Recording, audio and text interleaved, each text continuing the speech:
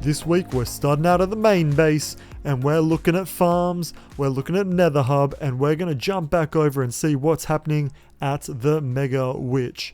But as always, what farms and what fails are we going to see on this guy's solo world? So now we're starting to put in bits and pieces around the nether room, so a lot happening out that way, but now we are actually starting to expand. So out here from the top directly next to our nether portal, I need to build this in a second, and this area needs a bit of a roof as well because we can see everything happening behind the scenes. But now if we do come over here, we can drop down, or we can fly down, but we have a drop down tunnel in red, blue to go back up. But we have this nether tree sort of farming area.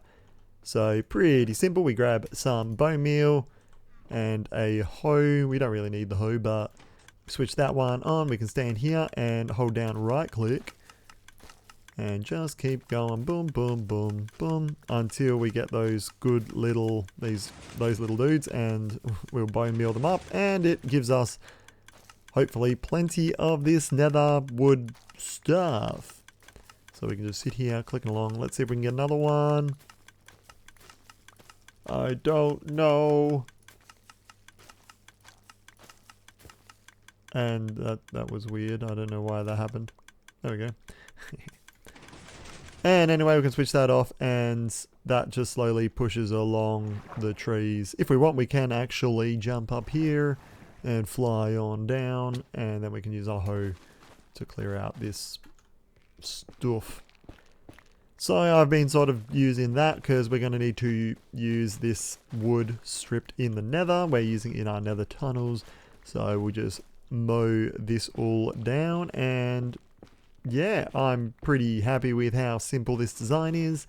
So let me know what you think, because it's a pretty simple design, real easy to do. If we fly out, it's just taking a signal through here. When a solid block pops in, it triggers these observers, which trigger to push out. So it is a 12 block push limit, which is somewhere about here. So all in all, pretty simple, eh? So I'm pretty happy with it. What do you think? But we need to give this area a roof, which I haven't really got a design for. I'm kind of thinking I'll just wing it, continuing sort of a similar sort of vibe to what was happening in the nether room. And then when we move on past there, I want all of that stuff. When we move on past that away, then everything will look a bit, I guess, neater. We can slap all this stuff into there. That'll give us a bit more bone meal in here. I also hooked it up into our storage system, so we can slap all of that there, sand it off, bye-bye. Off it goes. And then we also have a cacti farm behind here to give us bone meal. Not super big. I'm hoping that sort of around and about that'll fill it up a lot, and then we'll use it down and when we're wandering around. But if we jump back on up, we need to sort of do this. We need to sort of do all that as well, because as I'm doing with his base, I want all of this to be nice and hidden. But this system here is the same system I'm using around the place. It sends off the minecart, travels up and around, and isn't working properly. Huh. We're going to have to work that one out. But after some quick troubleshooting. Okay, and now we've got a roof. So things are a bit more safe at night in particular. And I can't remember if I changed it. I'll have to look back at the footage, or Mr. Narrator might tell us. But I've added this little indent here. So sometime, well, when it pushes all the way across, then it'll actually lose that top there. So we can now slap in whether we want to do the warped or the crimson, and when we turn that on, that just means that that's always going to be, I guess, safe in there. It's not going to accidentally get lost or anything. And if it does, then we can just put in, as long as I have, I guess, one that's safe, then that's all good. But what that means now is we can get a ton of warped stem and head into the nether using all of our terracotta, and we can actually, I don't know why I'm walking this way, the nether's this way, but we can get working on finishing, well, doing a lot of work on the nether hub, because I've got a lot of work to do in there. Like, I'm flying through a lot of nether tunnels that are not clean. And I got my little workstation set up. I've got all my honeycomb, cherry logs, my crimson stuff, got my warp stem for the top there, and plenty of copper, and all of my terracotta. Wait for the realization. I don't have dark prismarine. I don't have black dye. And it took him that long to even notice. What an idiot. Okay, so just over here at our raid farm thing, there is this river, which is where I've actually been getting my ink previously, using these two dudes here and loyalty, what are these called? Tridents, which I think is, well, it's in my shop, in my, that thing, and a chest. But it's all within despawn quite perfectly of the spot in the raid farm. So I think we might clear some of this river and turn this into a squid farm that we can sort of AFK at / sort of use while in that farm. So we'll tidy this up. I think we'll sort of just go into this sort of square here, and we'll make sure it's all nice and comfortably within the river biome. I think we might cut off most of, actually, if we sort of start here, we can cut all that off and have a nice big square sort of going out. Where's that there? Sort of out like this.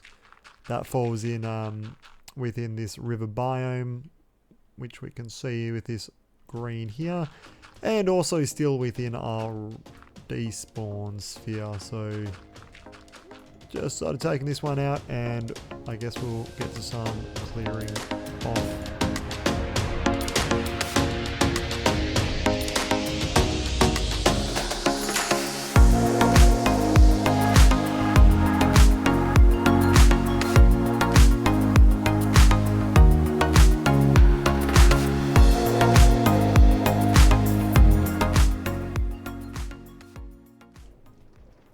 So yeah, this is kind of a weird system here. But basically I realized I'd messed up when a few times when I built my squid farm. So I added in this track. Squids don't move. So if we go into free cam and we can come over to our new and improved squid farm, when you're a long way away, so this is all within the spawning sphere. They don't move if you're not close. I didn't realize. They just sort of, well, okay. Sometimes they spawn in and move, but most of the time, here we go, they just chill. Which meant that they were spawning in and not dying. So I put down this rail which takes me backwards and forwards, and squid's starting to come through. I'm slowly grabbing my squid out from here, but it's all set up now, so I can just sit in the minecart. You can see it just comes backwards and forwards up close, so the squid that have spawned in but here we go, but are just chilling there, they can start to move again when I get close. So rude. And then they fall down and die, and we got our minecart picking it all up. So that's going to give us a ton of ink, which means that we can actually get to working on our nether hub again. We're going to have tons and tons of ink from now. Do some AFK. And we'll be able to get a lot of dark prismarine. So I think we'll head into the nether and go over, make dark prismarine and start working on our nether hub. Because this is all ugly and I need to clean it all up. So all in all, everything's looking pretty good in our central area. I think I've got all of the bedrock now. Might need to fly around in free cam, but we've got our north hallway all done. I need to work out how to join it, but we'll work that out. We've got our, what's that way? West, north, yeah, west. Hallway all done as well, and our south one. So at the moment, this goes over to a desert down there where we've been getting all of our sand. And this one goes now all the way down past our raid farm, past our, what's that, ocean temple, all the way down to the mega witch and mega villager. So I need to work out how I want to connect all of this up. This is actually exactly where that portal needs to be. So I need to work all of that out to decide on how to decorate this area, and I also do need to close things a little bit. Oh, that's not bad. But yes, I've been busy over here, sort of why I haven't had any videos out for a couple of weeks, because I've been doing a ton of trading and a ton of I guess leveling up. I don't really need to know. I've just about finished designing this roof, which will go on next episode, but as you might have seen quickly behind you, we've now got a whole ton of colors full. So if there's the light on at that bottom level, that means all of the villages are in place. So I think that's 1, 2, 3, 4, 5, 6, 7, 8, 9. So we're past halfway. And we're also past halfway with the emeralds. So it's taken a while, but we're slowly filling in, and we can jump down and see. I think the light grey is not quite full, but all of our white guys are in. Almost all. We've got 2 left to go of our light grey, and so on and so forth, down all the way down to the bottom. So not bad as we fill in more and more. I think both black and grey is full. And that's where I've got, this is what's taken me forever, where I've got that terracotta on the first trade there, so I don't have to worry about scrolling down. If I did, that would make things a bit quicker, because I start to get double ups of these guys, and I could just put them further below, like there was a green one there. But I don't want that. I want to be as lazy as possible, where I can just trade on that bottom one, and then I can go through and trade the quartz yellow. That's one that I don't think we've got any of yet. So let's jump on down to yellow, and no one. It's empty. I think this is the first slot. So yeah, some colors are definitely slower than others. I don't know. I think yellow is the only one that hasn't actually filled in any spots just yet. I know cyan and lime were taking a little while. What have we got? 4. So that's interesting. Oh, I must have cleared those ones out, because I did start out sending the ones that had the second trade lime and stuff like that. But I don't want that, because no. Anyway, we're just about filled. I think we're well past halfway, so as we go, I think things will take a little bit longer, but that's okay, because it is what it is, and we're going to keep trading. But we've definitely got a bit of building to do in the roof up there. I've got an interesting idea, which is not going to use any of these blocks, because that would be too easy. But I think I've got most blocks that I need now anyway.